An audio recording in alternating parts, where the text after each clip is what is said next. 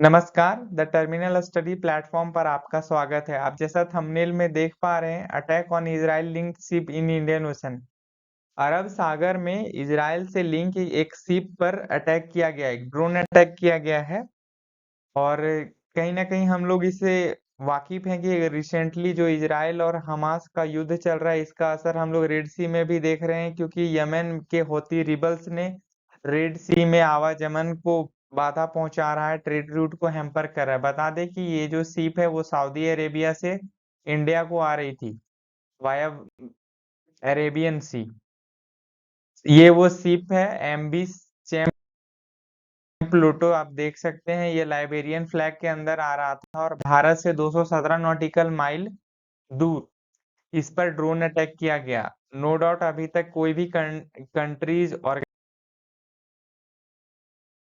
Organisation ने इस पर क्लेम नहीं किया है कि यह अटैक हमारे द्वारा क्लेम किया जा रहा है, क्योंकि देखिए संभावना बहुत है।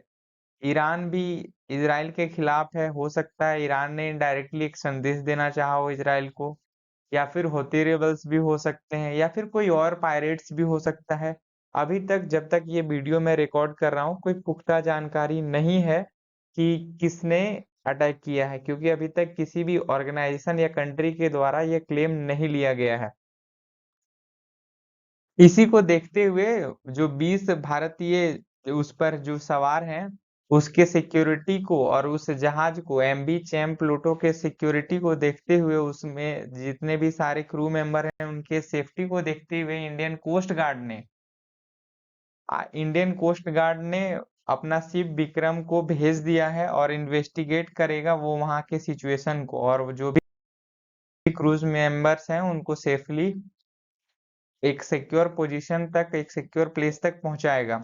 आप ये देख पा रहे होंगे विक्रम है जो हमारा इंडिया का है, और यही इंडिया से विस्थापित हुआ है अरेबियन सी के उस एमवी चेम प्लूटो शिप तक जाने को।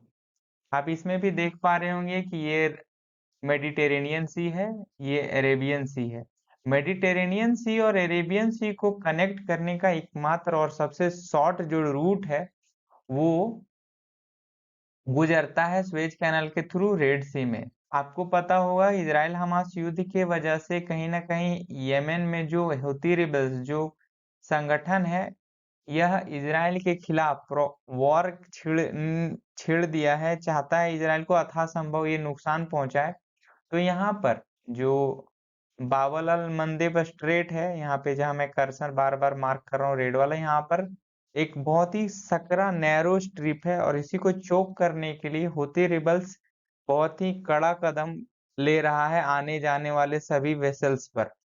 आपको साथ ही साथ बताते चलें कि इस फियर के वजह से, इस डर के वजह से हूती रिबल्स जो ट्रेड को हैम्पर कर रहा है, नुकसान कर रहा है, इसके वजह से ऑल टुगेदर पूरा अफ्रीका को क्रॉस करके जो शिप पहले सीधा स्वेज कैनाल से आ जाती थी, रेड सी से आ जाती थी, वह पूरा अफ्रीका को क्रॉस करके via South Africa, Cape of Good Hope, Madagascar को क्रॉस करके हिंद महासागर में आ रही है।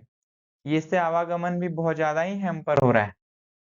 आप देख पा रहे होंगे कि यह मनी कंट्रोल का आर्टिकल है, drone attack on Israel link merchant vessel in Indian ocean, alert issue कर दिया गया है।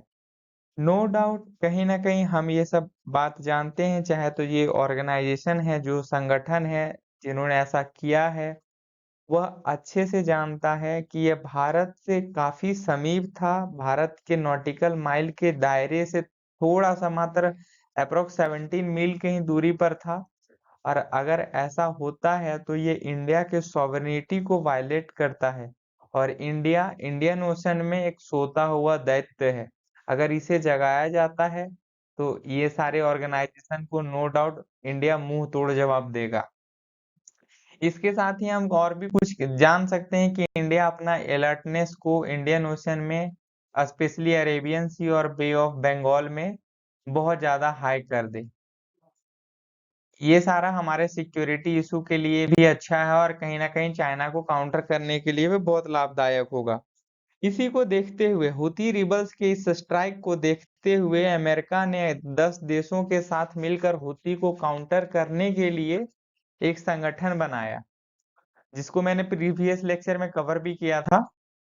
आप देख पा रहे होंगे वो 10 देश हैं, बहरीन, कनाडा, फ्रांस, इटली, यहाँ पर आप मार्क किया हुआ देख पा रहे होंगे, इधर लिखा हुआ है।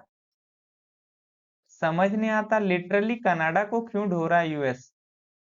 कनाडा का कोई पकड़ नहीं है अरेबियन सी में। इटली का क्या पकड़ है, नीदरलैंड, नॉर्वे क्या है। हाँ, फ्रांस ठीक है, यूके ठीक है, यूनाइटेड स्टेट ठीक है। अब मैं चाहता हूँ, हालांकि आपको एक और बात बता दूं कि इसमें इंडिया पार्ट नहीं है, इस 10 कंट्रीज में इंडिया पार्ट नहीं है, क्योंकि कहीं ना कहीं हमें एक बात अच्छे से समझनी पड़ेगी कि हुती रिबल्स, चाहे हिजबुल्लाह हो, चाहे गाजा हो, पैलेस्तीन का इशू, ये सारा बहुत लंबा और बहुत लेंदी पेचीदा मुद्दा है। अथा संभव इस पर दूर से ही अपने प्रॉब्लम को सॉर्ट आउट कर दिया जाए, वही अच्छा है। इसमें एंगेज होना नहीं लगता बहुत अच्छी बात होगी। आपका क्या राय है इस विषय पर, जरूर हमें बताइएगा, कमेंट सेक्शन आपके लिए खुला है।